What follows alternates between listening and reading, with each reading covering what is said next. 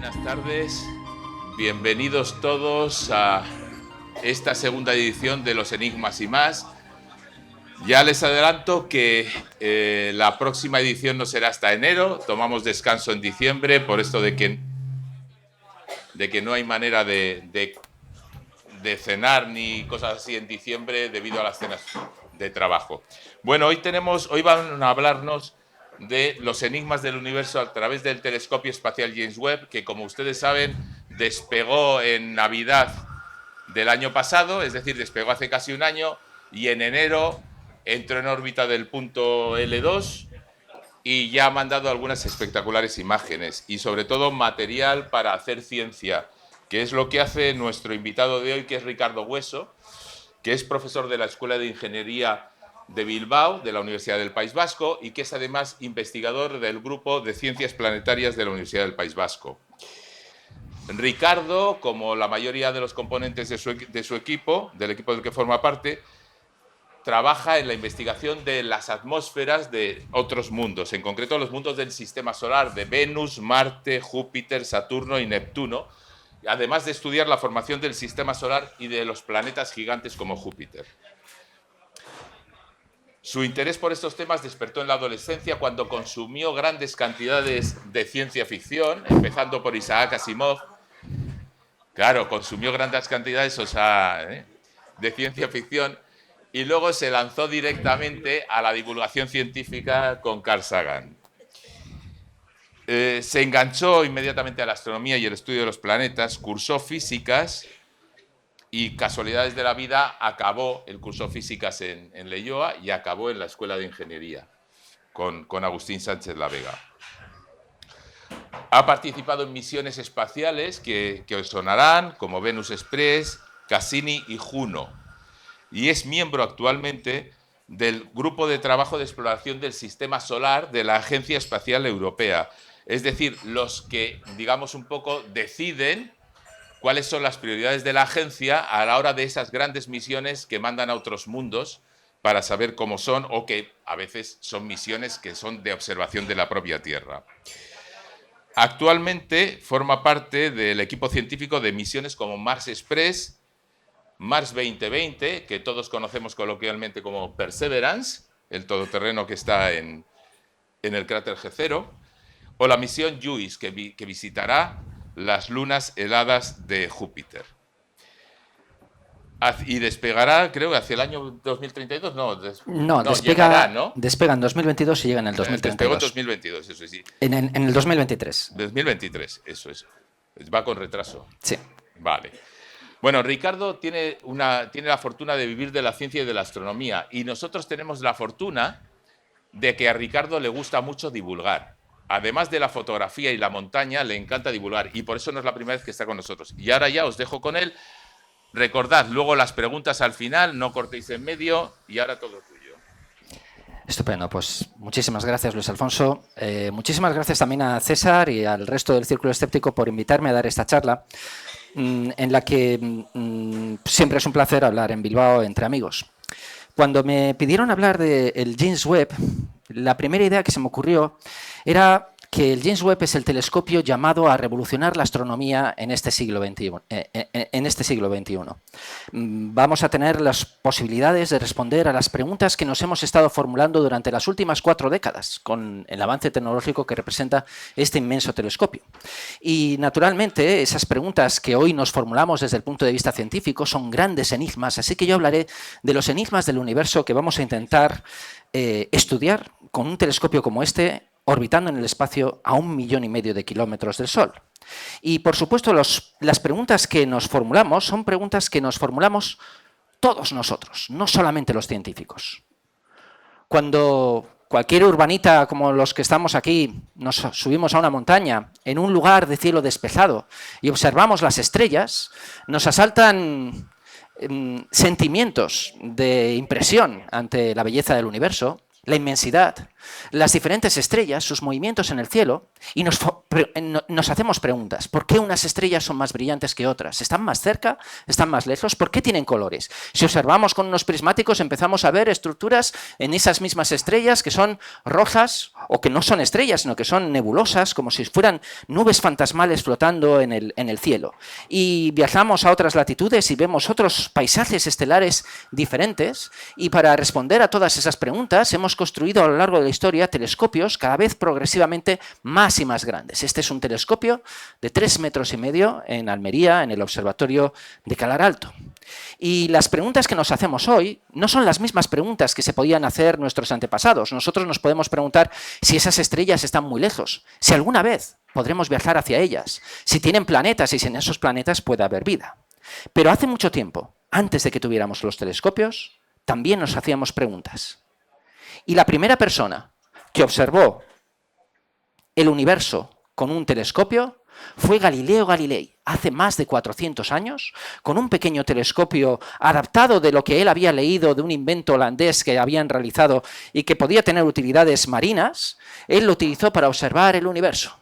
Y cuando enfocó a los cielos con ese telescopio, que hoy en día sería menos potente que cualquier prismático que pudiéramos comprar en la peor óptica que encontráramos, vio los cráteres de la Luna, las fases de Venus, estrellas desconocidas para todas las personas de su época. Estrellas como, por ejemplo, aquí en el cúmulo de las Pléyades, que son un grupo de estrellas muy brillantes y muy cercanas, en las que al mirar por ese telescopio aparecían nuevas y mucho más numerosas estrellas. De repente, el universo se abría ante los ojos de Galileo utilizando un telescopio pequeño, el más pequeño con el que se podían hacer descubrimientos científicos. Y entre todos estos descubrimientos que realizó Galileo, hubo uno que cambió la faz de la ciencia. Observó a Júpiter. Y cuando miró a Júpiter vio un pequeño disco de luz con 4 puntos luminosos a su alrededor, perfectamente alineados, que cada noche cambiaban. Esos 4 puntos de luz eran satélites. Él los llamó las estrellas mediceas, porque quería ponerles el nombre del duque de Venecia para conseguir el apoyo de los nobles de su época. Y esos puntos de luz son satélites como la luna de la Tierra que giran alrededor de Júpiter. Y en su libro, el Sidereus Nuncius, cambió la faz de la ciencia, porque la existencia de esos objetos orbitando Júpiter demostraba que el sistema solar era un sistema solar en el que el centro estaba en el Sol, los planetas giraban a su alrededor y los planetas podían tener satélites que giraban a su alrededor. Así que esta fue la gran revolución de Galileo, y naturalmente si miramos Júpiter con telescopios mejores, podemos encontrar realmente cómo es este enorme planeta. Esta es una imagen de hace unos pocos años tomada por el telescopio espacial Hubble, un telescopio desarrollado en los años 80, lanzado al espacio en el año 1990, lleva funcionando 32 años y en todas y cada una de las facetas de la astronomía que conocemos ha realizado descubrimientos sorprendentes. Gracias al Hubble podemos estudiar los movimientos en la gran mancha roja de Júpiter, el desarrollo de gigantescas tormentas en la atmósfera del planeta. Podemos ver esas lunas de Júpiter que había descubierto Galileo y que en realidad son satélites helados, mundos en sí mismo, en los que dentro de unos años tendremos un satélite orbitando uno de ellos para explorar las posibilidades de que en esos mundos helados, bajo su subsuelo, puedan existir grandes cantidades de agua líquida. Y entre los descubrimientos del Hubble, uno de los más importantes fue mirar donde el universo era más oscuro. Si tenemos un gran telescopio en el espacio que no tiene los problemas de la atmósfera y miramos a un lugar del universo que sea muy, muy oscuro y dejamos que el telescopio acumule mucha luz, podremos empezar a ver galaxias tremendamente lejanas. Cada uno de estos puntos de luz es una galaxia. Algunas galaxias están más cerca y parecen más grandes y tienen estructura. Y en cada una de esas galaxias grandes tenemos 100.000 millones de estrellas. Y en una imagen como esta tenemos miles y miles de galaxias muy pequeñas. Y esta imagen se obtuvo observando con este telescopio a la misma región del cielo, en una región del cielo conocida por ser extremadamente oscura, en la que no había estrellas, observando durante unos 20 días, acumulando la luz para poder observar la luz de las galaxias más lejanas, más pequeñas, que casi no podemos observar con este telescopio. Y naturalmente, la luz, cuando viaja, tarda tiempo en viajar. Las galaxias más lejanas han emitido su luz hace miles de millones de años. La luz viaja a una velocidad tal que cuando en la astronomía estudiamos las distancias decimos que los objetos están a años luz de distancia de nosotros. Pero a años luz de distancia de nosotros están las estrellas más cercanas. Estas galaxias están a miles de millones de años luz y se formaron en un universo primitivo, joven. Cuando observamos esa imagen, estamos observando galaxias que en la historia del universo pueden tener una edad de unos 500, 800 millones de años de edad, cuando nosotros estamos ahora mismo en la historia del universo en una edad de 13.700 millones de años. Hemos oído hablar del Big Bang, la gran explosión en la que comenzó el universo, una radiación que escapó en aquel momento, que ha ido moviéndose a lo largo del universo, un universo que se fue expandiendo y enfriando y en el que en ese gas tremendamente caliente en el comienzo se fueron formando los primeros átomos, hidrógeno, helio y un poquito de litio, que posteriormente fueron capaces de formar estrellas, encenderse y encender el universo para formar esas estructuras que nosotros vemos. Pero con el Hubble nos quedamos cortos. Llegamos hasta una época temprana del universo, pero quizás no lo suficientemente temprana. Y en esas primeras galaxias, posteriormente se pueden formar nuevas estrellas, planetas, de manera que entender esas galaxias antiguas es entender la historia del universo. Si queremos avanzar más en esta imagen y viajar hacia el pasado, con un telescopio, necesitamos entender cómo es la luz que nos llega de estas galaxias, porque naturalmente el universo se expande. Las galaxias se alejan las unas de las otras. Y como el universo se expande, aquellas galaxias que vienen del pasado muy lejano, su luz, que ha sido emitida hace mucho tiempo, fue emitida en una zona del universo que se ha expandido, que está lejos de nosotros. La luz que proviene de estas galaxias no es luz visible. No la podemos ver con nuestros ojos, ni siquiera si tuviéramos superpoderes. Se ve únicamente en longitudes de onda, en colores mucho más largos. La luz visible, los tonos azules, verdes, se expanden y se van volviendo rojos. Tan rojos que nuestro ojo no lo puede ver y ni siquiera el Hubble sería capaz de contemplar la luz emitida por esas primeras galaxias. Así que si queremos ver la luz de las primeras estrellas y de las primeras galaxias, necesitamos no solamente un telescopio más grande, sino que necesitamos un telescopio que sea capaz de acumular y de observar esa luz infrarroja, fría. Todos los objetos, por el simple hecho de estar a una determinada temperatura, emiten luz. Lo vemos en las películas, cuando vemos como en una película en la que hay acción militar y hay soldados que se ponen gafas para ver en el infrarrojo, ven la emisión de los cuerpos de las personas. Pues las galaxias y las estrellas antiguas también tienen esa emisión y los objetos que están que utilizamos para formar las imágenes también tienen una determinada temperatura. El James Webb es un telescopio enorme. Es 3 veces más grande que el Hubble. Aquí vemos el tamaño de una persona comparada con el espejo principal que permite acumular la luz en el Hubble. Y aquí vemos los espejos del James Webb, 3 veces más grandes, capaces de acumular 10 veces más luz. Pero este telescopio se ha lanzado muy lejos de la Tierra, a 1,5 millones de kilómetros de distancia, para poderlo enfriar correctamente, para que esté tan frío que su propio calor no le impida ver esas galaxias tan lejanas. Y el telescopio tiene un sistema protector de una serie de láminas muy muy largas para escudarse del sol. El lado que está en esta parte de aquí sería el lado que estaría expuesto al sol, aunque el telescopio realmente está un poco más o menos puesto de costado, y eso le permite enfriarse hasta 230 grados bajo cero. Y los instrumentos que capturan esta luz se tienen que enfriar todavía más con helio líquido, un líquido muy muy frío que al evaporar se va a enfriar esos instrumentos hasta 267 grados bajo cero. Y gracias a eso vamos a ser capaces de capturar esa luz que ha cambiado, que fue emitida como luz visible en el universo primitivo y que hoy en día es una luz mucho más roja. El telescopio se lanzó el 25 de diciembre del año pasado. Vemos ahí una imagen del lanzador, era el Ariane 5, fue lanzado por la Agencia Espacial Europea desde Kourou, en la Guayana. Muchas veces cuando oímos hablar de estos desarrollos tecnológicos pensamos que es solamente la Agencia Espacial Norteamericana, NASA. Este es un proyecto internacional. NASA, la Agencia Espacial Europea, la Agencia Espacial Canadiense, son 3 socios fundamentales para hacer de este telescopio una realidad. Y este telescopio, que se había demorado durante muchos años por las complejidades tecnológicas que involucraba, fue lanzado a la perfección.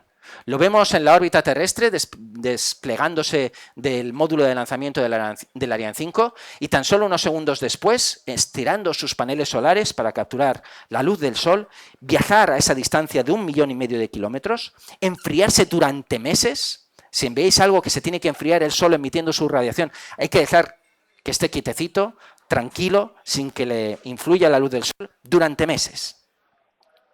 Y este es el Webb, un telescopio para viajar en el tiempo y ver las estrellas más primitivas y más antiguas, para viajar en el espacio y ver también las cosas del universo actual. Queremos ver la luz de las primeras estrellas, la formación de los planetas y las estrellas, las atmósferas de otros mundos, de otros planetas que están orbitando otras estrellas y también nuestro propio entorno en los límites del sistema solar. ¿Y este telescopio, cómo ha sido su funcionamiento? Ha tardado meses en tomar sus primeras imágenes y la primera imagen corresponde a un campo de estrellas que conocíamos gracias a las imágenes del Hubble. Esta es una imagen del telescopio espacial Hubble. Llevaría días tomar una imagen como esta con ese telescopio. Vemos estrellas brillantes, galaxias, todo lo que es aquí un poquito estirado y no es exactamente un punto brillante con unas aspas brillantes, es una galaxia. Esta es una región en la que hay muchas galaxias y son galaxias antiguas, pero estas galaxias, digamos que solamente tienen 5.100 millones de años de edad, así que un tercio de la edad del universo. Son galaxias más o menos de segunda generación, las que podemos ver estrellas pues, convencionales, como las que podríamos encontrar en nuestra galaxia. Si enfocamos el Webb hacia aquí, obtenemos una imagen impresionante. Esta fue la primera imagen liberada por el telescopio espacial Webb. Es el mismo campo de estrellas, completamente diferente, las estrellas brillantes, las galaxias y algunas galaxias deformadas que tienen unas formas muy extrañas porque en el camino de la luz hay otros objetos que tienen gravedad y la gravedad a escalas cósmicas es capaz de alterar la dirección de la luz y se forman lentes gravitacionales en las que esas galaxias parecen deformadas y aparecen esas imágenes fantasmagóricas. Pero algunas de estas galaxias son muy rojas, por lo tanto muy frías y muy antiguas, y algunas son muy pequeñas y están muy lejos. Si miramos en alguna zona diferente de esta imagen encontramos cosas absolutamente increíbles. Esto es solamente un sector de esa imagen, una galaxia deformada por la gravedad de un objeto por delante, por los efectos de la relatividad y por el hecho de que la gravedad es capaz de alterar la luz, y una galaxia muy extraña, vista de canto, con un chorro de luz en esta dirección, otro chorro de luz en esta otra dirección. Esto es lo que llamamos un núcleo de galaxia activo, es decir, una galaxia en la que en su centro se está emitiendo muchísima energía porque hay un mecanismo capaz de formar más energía que la que podrían formar las estrellas. Y lo que hay ahí dentro es un agujero negro hipermasivo que está acumulando material, parte de ese material se escapa y sale en forma de... parte del material que está orbitando alrededor del agujero negro es expulsado hacia las regiones exteriores y eso es un núcleo de galaxias activo en ese universo intermedio a 5.100 millones de años. Y si ampliamos todavía más y viajamos hacia algunos de esos puntos más pequeños, podríamos ver los límites del universo observable. Pero yo soy solo un científico planetario. Y hablar de cosmología y de la luz de las primeras estrellas me puede causar un poquito de vértigo. Así que antes de viajar hacia ese universo primitivo y buscar la luz de esas primeras estrellas, me vais a permitir que viaje hasta Júpiter, a tan solo 700 millones de kilómetros de distancia de la Tierra. Esta es la primera imagen de Júpiter tomada por el telescopio espacial. Con el proyector la imagen está un poquito deformada. Júpiter en realidad estaría más abombado, ni siquiera es esférico, sino que está un poquito abombado. Y esta es una imagen que cuando yo la vi por primera vez es una imagen de ingeniería. Una imagen que los ingenieros tomaron solamente para asegurarse de que el telescopio estaba funcionando bien y de que podían mirar cerca de Júpiter. Ni siquiera sabían si la imagen saldría bien o no, no les importaba. Solamente querían saber que el telescopio, cuando estaba mirando algo que era como Júpiter, podía seguir mirando en la misma dirección sin quedarse ciego. Y dijeron, pues sí, está funcionando bien. Yo veo aquí muchas más cosas porque vemos Júpiter, Europa, unos anillos negros que son 1 millón de veces más oscuros que el planeta, puntos brillantes en estos anillos que son satélites pequeños, algunos de 15 kilómetros de tamaño, la gran mancha roja de Júpiter en una longitud de onda, en un color diferente al que lo solemos ver, huellas oscuras en la atmósfera que en realidad son las sombras de los satélites pasando por delante y algo que ningún ser humano había visto nunca antes. Una zona iluminada más allá del planeta, un limbo extendido al que no le llega la luz del Sol y en el que el planeta brilla. 1000 veces más brillantes que los anillos, 1000 veces menos brillante que el resto del planeta iluminado por la luz del Sol.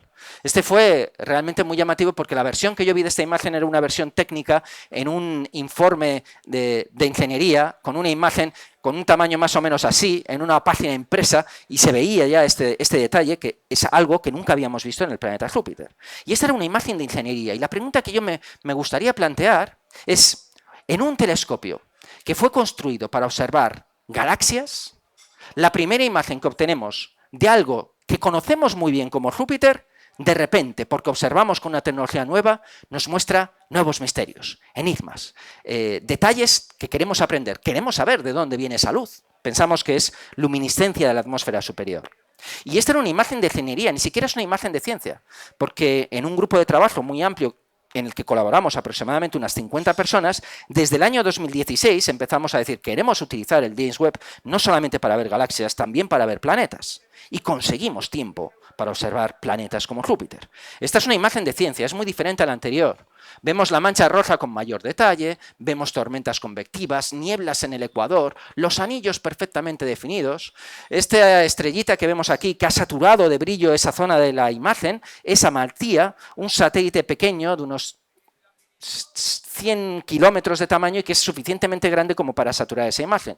Vemos auroras polares en Júpiter que se extienden por encima de la atmósfera del planeta porque están calentando las capas más altas de la atmósfera y un montón de otros detalles.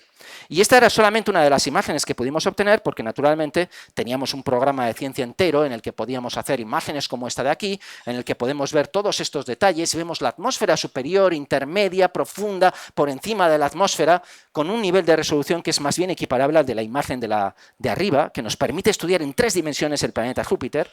Y vemos los anillos y estos satélites que giran alrededor de los anillos, que son muy difíciles de observar, no se han observado nunca desde la Tierra, y objetos como este satélite, Metis, o este otro, Adrastea, con 15 kilómetros, una roca de 15 kilómetros de tamaño, que gira en torno a estos anillos, en la misma órbita, y que gracias a su gravedad modela, esculpe la forma de esos anillos. Detalles de una calidad en la atmósfera del planeta absolutamente impresionantes, en el que vemos nieblas polares, tormentas convectivas, la mancha roja, otras tormentas, las regiones ecuatoriales, el limbo iluminado, no por la luz del sol, sino por su propia iluminación, y una serie de detalles que pensamos que son lo suficientemente llamativos como para permitirnos hacer una ciencia valiosa en el estudio de Júpiter. Si observamos otros planetas, encontramos también detalles interesantes. Este es Neptuno, el más lejano de todos los planetas del Sistema Solar. También tiene anillos que son extremadamente difíciles de ver desde la Tierra. No se han visto realmente nunca en una imagen desde la Tierra. Hasta ahora, con el James Webb, se han visto también con el Hubble, pero nunca con esta claridad. Y también un sistema de satélites complejos que en el caso de Neptuno también se encargan de pastorear estos anillos, de mantener su coherencia en el tiempo gracias a su gravedad. Y podemos enfocar el telescopio a muchos otros objetos y hacer ciencia en cualquiera de los ámbitos de la astronomía. Uno de los más importantes es la ciencia de los exoplanetas. Buscar planetas orbitando no el Sol, sino otras estrellas. Y el Hubble tiene una calidad óptica tal que es capaz de ver planetas orbitando a una estrella en la misma imagen, anulando el brillo de la estrella, permitiendo sacar la luz de ese exoplaneta, de ese planeta que está orbitando esta estrella en diferentes colores, y por lo tanto, si uno tiene información en diferentes colores, puede comparar esa radiación y medir cosas como, por ejemplo, la temperatura de este mundo. Este es un mundo que tiene un nombre de catálogo, HIP 65426b. La B significa que es el planeta que está girando alrededor de la estrella HIP 65426. Y el hecho de que podamos ver estas imágenes de este exoplaneta de esta manera y capturar la radiación térmica que emiten todos los objetos por estar a una determinada temperatura, nos muestra que el telescopio en realidad, que se demoró varios años, es 10 veces más sensible de lo que habíamos pensado. Es 10 veces mejor de lo que pensábamos antes de que fuera lanzado al espacio. Y eso permite hacer cosas absolutamente increíbles. Podemos ver uno de esos exoplanetas cuando pasa por delante de la estrella principal. Vemos una estrella. Esto ya no es una imagen real, sino que es una una infografía del proceso físico en el que se estudian estos exoplanetas. Si tenemos una estrella y tenemos un planeta que pasa por delante de esa estrella, el planeta al pasar por delante de la estrella bloquea un poquito la luz de la estrella. La estrella es muy muy brillante, el planeta es más pequeño que la estrella, pero bloquea una parte de la estrella, produce una pequeña disminución del brillo de la estrella que pasa de un 100% a un 99%. Y hay una parte de la luz de la estrella que pasa atravesando las capas más altas de la atmósfera de este planeta. Y al pasar por las capas más altas de la atmósfera de ese planeta, se absorbe de una forma un poquito diferente. De manera que si hacemos una curva como esta de cuando está pasando el planeta por delante de la estrella en diferentes colores, con diferentes tipos de luz, con diferentes longitudes de onda, no solamente vamos a ver la presencia del exoplaneta, sino cuál es el efecto de la atmósfera en esa curva. Y eso nos permite capturar qué tipo de gases hay en las atmósferas de estos mundos. Esta es una medida absolutamente dificilísima y normalmente las medidas que se suelen sacar con telescopios, incluso como el Hubble, son medidas, espectros que son difíciles de interpretar. Con el Hubble es como si abriéramos un libro y nos pusiéramos el mejor ejemplo posible y aparecen directamente todos los datos. Aquí aparecen las bandas espectrales del potasio, hay bandas de absorción del agua, monóxido de carbono, diferentes regiones del espectro que confirman la presencia de todas estas moléculas y algo que no se había visto en ninguna atmósfera de ningún exoplaneta, dióxido de azufre. SO2, una molécula que para que sea estable en la atmósfera de este exoplaneta, que tiene aproximadamente una masa de una especie de Saturno, muy cerca de su estrella y por lo tanto muy caliente, por lo tanto muy grande y con una atmósfera extendida en la que podemos hacer este tipo de experiencias, pues ese dióxido de azufre no lo encontramos en ningún planeta del sistema solar excepto en Venus.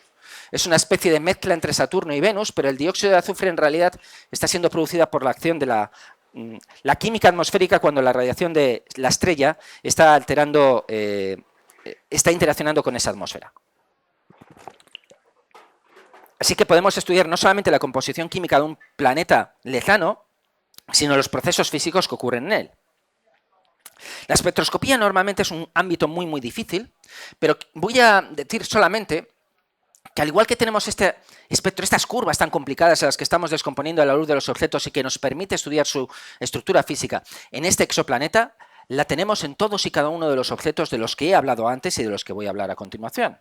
Porque el telescopio puede mirar a diferentes regiones del universo dentro de nuestra galaxia y, por ejemplo, observar las regiones en las que se están formando las estrellas.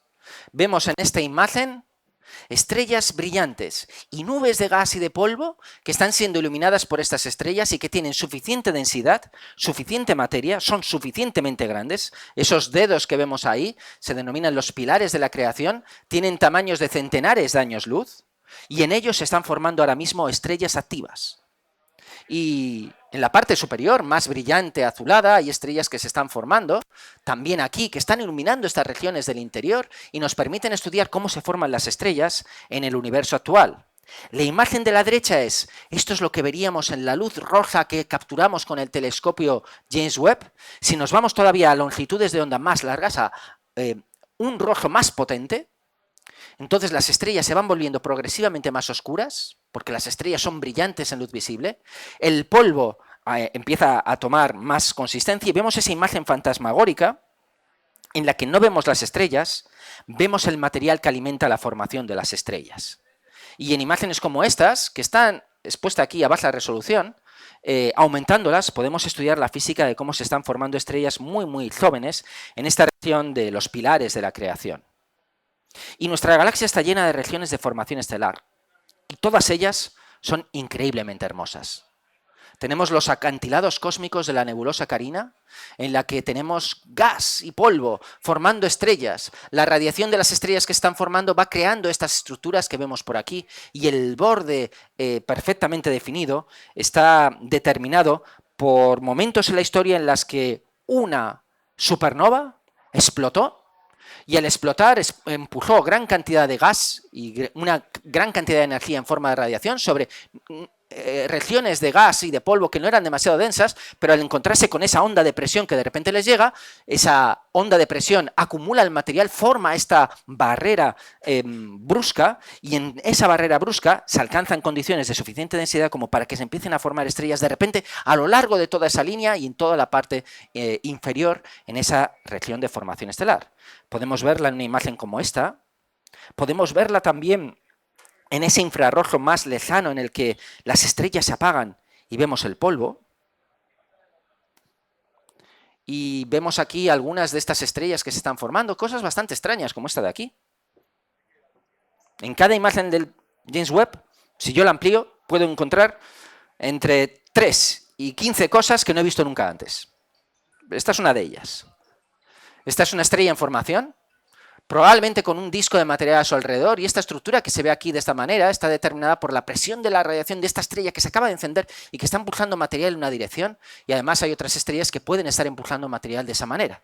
Y estas imágenes son espectaculares para una región que está relativamente lejos. Si observamos este mismo proceso en estrellas que se están formando mucho más cerca, lo podemos hacer en regiones en las que no haya tanto gas, tanto polvo, no haya tantas estrellas cerca, porque esta estrella tiene esta forma tan rara porque está siendo afectada también por la radiación que le llega de las otras estrellas en otras direcciones. Si buscamos una región en la que haya pocas estrellas, pero haya estrellas jóvenes que estén formando, podemos encontrar cosas tan increíbles como esta.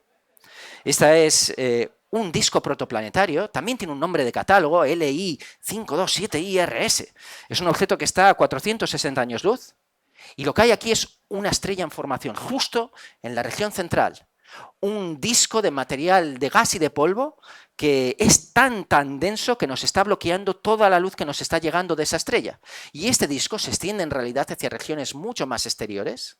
Y esta estrella, este disco está acumulado sobre todo en la región central, es menos denso en las regiones superiores. Y esta estrella que ya se ha encendido está iluminando toda esta región de gas y de polvo y está dando lugar a todas esas estructuras que vemos ahí. Esa estrella tiene menos de 2 millones de años de edad. Las estrellas tardan en formarse millones de años de edad y pueden vivir miles de millones de años. El Sol lleva encendido como una estrella 4.600 millones de años y seguirá brillando otros 3.000 millones de años. Esta es una estrella en su primera infancia, 2 millones de años, ni siquiera ha terminado de formarse. Este material está cayendo hacia el exterior, en este disco hay suficiente densidad como para que se estén formando planetas, y esta imagen, ella misma, sin más detalles, nos demuestra perfectamente que la formación de las estrellas ocurre a la misma vez que la formación de los planetas por la densidad de material que es necesario para producir estas estructuras que se están viendo aquí. Algo que proponíamos ya hace más de 20 años, cuando la tecnología no permitía observar nada de todo esto. Realmente este es un sueño hecho realidad para un astrónomo. Y allá donde apuntemos el telescopio, solamente podemos encontrarnos maravillas. La nebulosa de la Tarántula, en la gran nube de Magallanes, una galaxia pequeña que está orbitando alrededor de la Vía Láctea, porque las galaxias tienen también galaxias que las pueden orbitar, y esta es una galaxia enana que orbita la Vía Láctea, y en ella hay una región en la que se están formando también estrellas, pero es una región un poco especial. Observando esa región se puede ver la química del gas que hay aquí, y ese gas es un gas que nos recuerda mucho al gas primitivo de los comienzos del universo. Hidrógeno, helio, litio y prácticamente nada más. Son estrellas que, aunque se forman en el universo actual, se forman de la misma manera que se formaban las primeras estrellas. Esto está a tan solo 160.000 años luz. La gran nube de Magallanes solamente se puede ver desde el hemisferio sur, pero vemos esta burbuja en el espacio y todas estas estrellas que se están formando.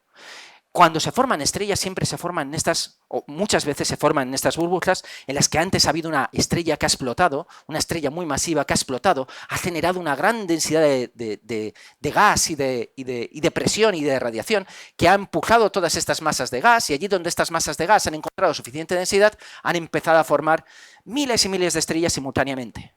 Aquí vemos cómo nacen las estrellas. Giramos el telescopio, miramos otro sitio y buscamos estrellas antiguas. Y podemos ver el destino final de estrellas como el Sol.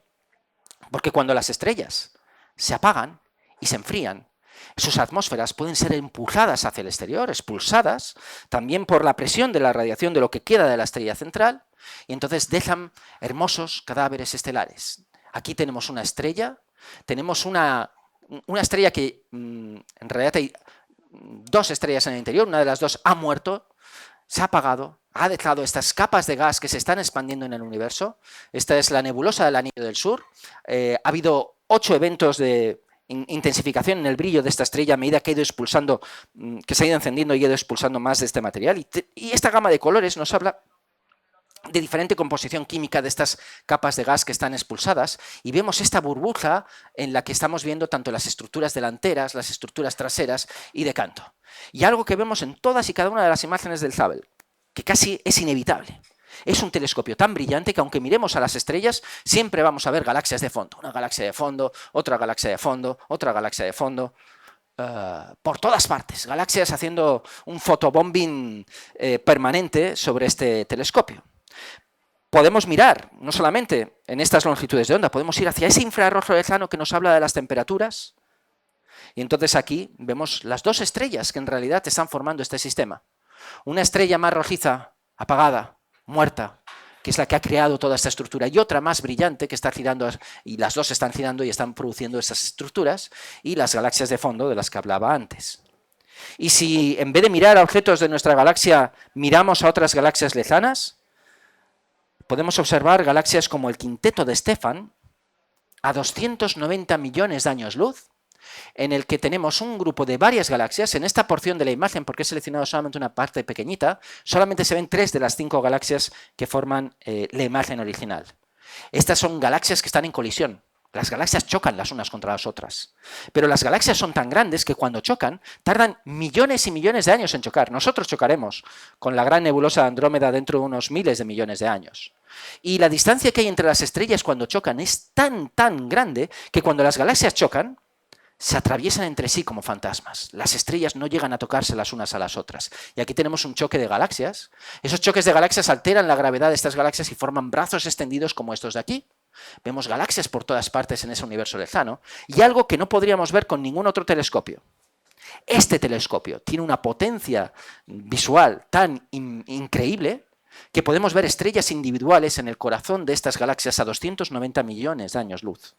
Y a 290 millones de años luz tenemos decenas de miles de galaxias a los cuales podemos estudiar cómo se comportan las galaxias, sus estadísticas, cómo son sus estructuras tan diferentes, porque esta galaxia tiene una historia completamente distinta a esta, aunque ahora estén a punto de chocar las unas contra las otras. Y la galaxia superior es una galaxia muy especial, porque su centro es muy brillante, y la única forma de explicar ese centro tan brillante es decir que en su interior hay un agujero negro hipermasivo, gigantesco, miles de veces más masivo que nuestro Sol, absorbiendo el material de la galaxia y permitiendo que en los exteriores de ese agujero negro se forme una gran cantidad de brillo, lo que llamamos un núcleo de galaxia activo.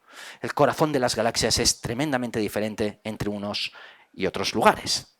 Y estas son las imágenes que se han ido publicando de James Webb a lo largo de los últimos meses, desde que se empezaron a publicar desde el 11 de julio del 2022.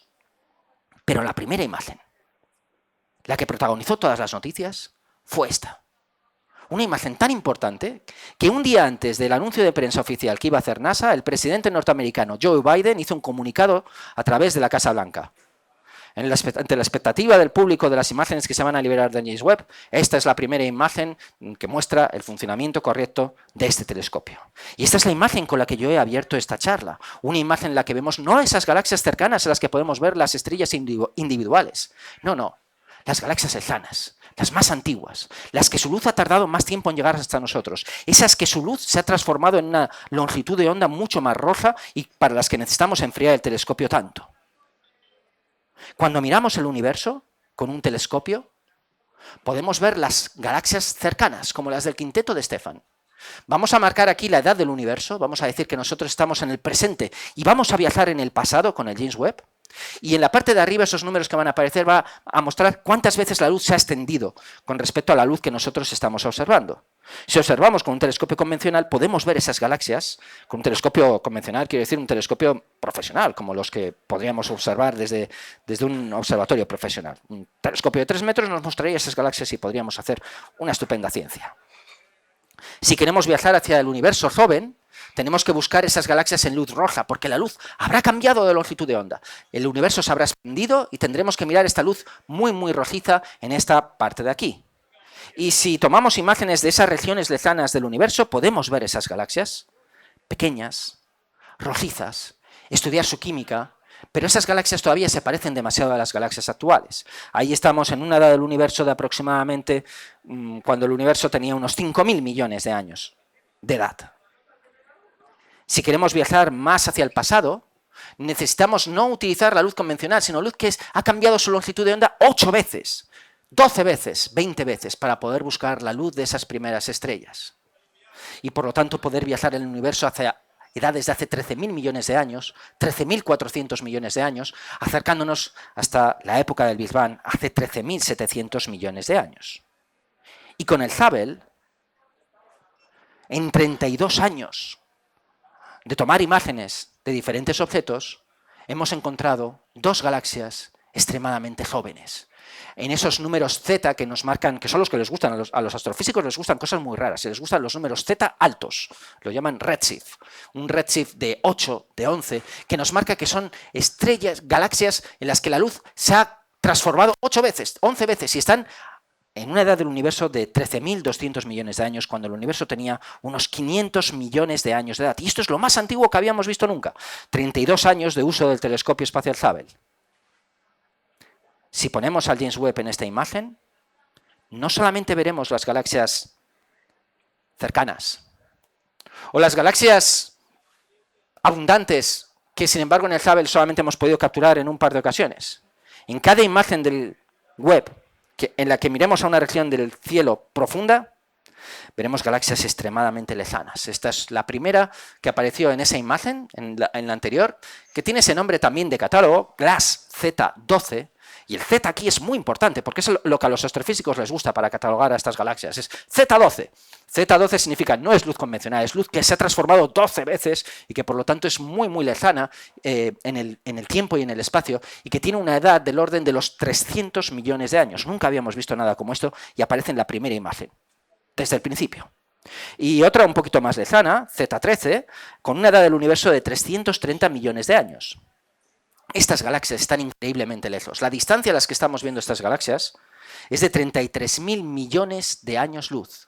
El universo solamente tiene 13.700 millones de años y la luz tarda tiempo en viajar. Pero como el universo se expande, cuando estas galaxias emitieron su luz, estaban mucho más cerca de nosotros y ahora estarían a 33.000 millones de años luz de nosotros. Sin embargo, las podemos ver y están en todas partes.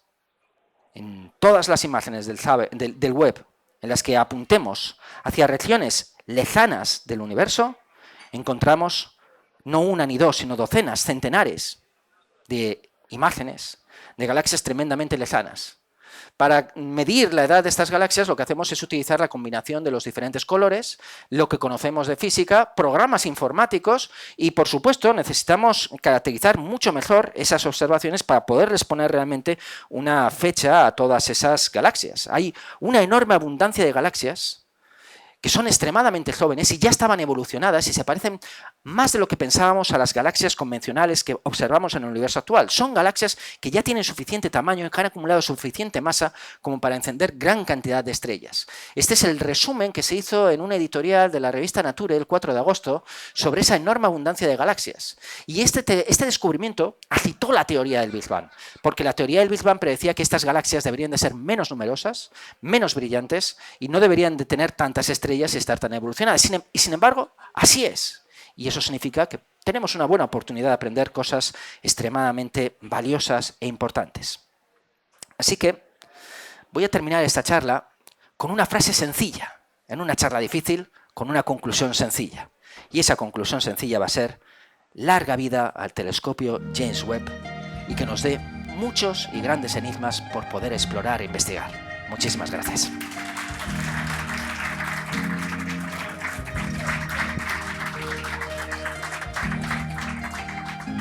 Bueno, se abre el turno de preguntas, pero yo les voy a pedir que levanten la mano porque voy a ir yo con el micrófono para que se grabe y para que todos escuchen la pregunta. Así que